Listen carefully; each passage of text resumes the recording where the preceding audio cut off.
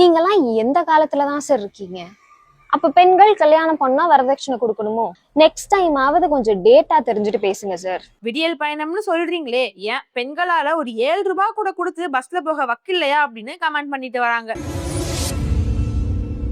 எலெக்ஷனுக்கு இன்னும் 1 மாசத்துக்கு கம்மியாவே இருக்கிற நிலையில எல்லா கட்சி தலைவர்களும் மிக தீவிரமா பிரச்சாரத்துல இறங்கியிருக்காங்க. அதுலயும் நம்ம தளபதி விஜய் சும்மா ஃபயரா இறங்கி பிரச்சாரம் பண்ணிட்டு இருக்காரு அப்படின்னே சொல்லலாம். அப்படி பிரச்சாரம் பண்றப்போ நம்ம தளபதி விஜய் நிறைய வாக்குறுதிகளும் கொடுத்துட்டு தான் வராரு. அதுல ஒண்ணுதான் கல்யாணம் ஆகிற பெண்களுக்கு சீர்தனமா 1 பவுன் தங்கமும் ஒரு பட்டு சாரியும் தருவேன் அப்படின்னு சொல்லியிருந்தாரு. இது நல்லது தானே, இதுல என்னடா இருக்கு அப்படின்னு பார்த்தா நல்ல விஷயம் தாங்க. ஆனா அதுக்கு திமுக ஆதரவாளரான வைஷ்ணவி என்ன சொல்லியிருக்காங்க அப்படின்னா, அப்போ நீங்க தங்கத்தை வரதட்சணையா கொடுக்குறேன் அப்படின்னு சொல்றீங்களா? அப்போ நீங்க இந்த தௌடி சிஸ்டத்தை வளர்க்குறீங்க அப்படிதானே அப்படின்னு கேட்டிருக்காங்க. அது மட்டும் இல்லாம இப்போ இருக்கிற திராவிட மாடல் அரசுல மானியத்துடன் கூடிய தொழில் கடன், விடியல் பயணம்லாம் கொடுத்துட்டு பெண்களை ரொம்ப உயரமான இடத்துல தான் வச்சுக்கிட்டு இருக்காங்க. கொஞ்சம் டேட்டா தெரிஞ்சுட்டு பேசுங்கண்ணா அப்படின்னு ஒரு வீடியோ போட்டு நம்ம தளபதி விஜய டைரக்டாவே அட்டாக் பண்ணிருப்பாங்க.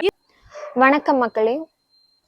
அபிஷியலா தேர்தல் அறிக்கையை அறிவிக்காம பிரச்சாரத்துல நின்னுட்டு நான் இதை பண்ணுவேன் அதை பண்ணுவேன்னு சொல்ற விஜய் அவர்கள் கிட்ட எனக்கு ஒரே ஒரு கேள்வி.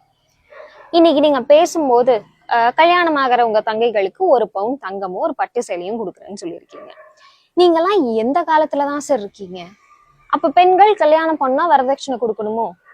அன்னைக்கே பெரியார், அண்ணா, கலைஞர் என்னைக்கு பெண்கள் பினான்சியல் இண்டிபெண்டன்ஸோட இருக்காங்களோ அன்னைக்குதான் வரதட்சணையும் முடியும் அப்படின்னு சொல்லி நிறைய திட்டங்களை பெண்களோட முன்னேற்றத்துக்காக செயல்படுத்தினாங்க. இன்னைக்கு நம்ம திராவிட மாடல் அரசு பெண்களுக்காக மானியத்தோட கூடிய தொழில் கடன், புதுமை பெண் திட்டம், விடியல் பயண திட்டம்னு பெண்களை உயர்த்தி பார்த்துட்டு இருக்காங்க. நெக்ஸ்ட் டைம் ஆவது கொஞ்சம் டேட்டா தெரிஞ்சுட்டு பேசுங்க சார்.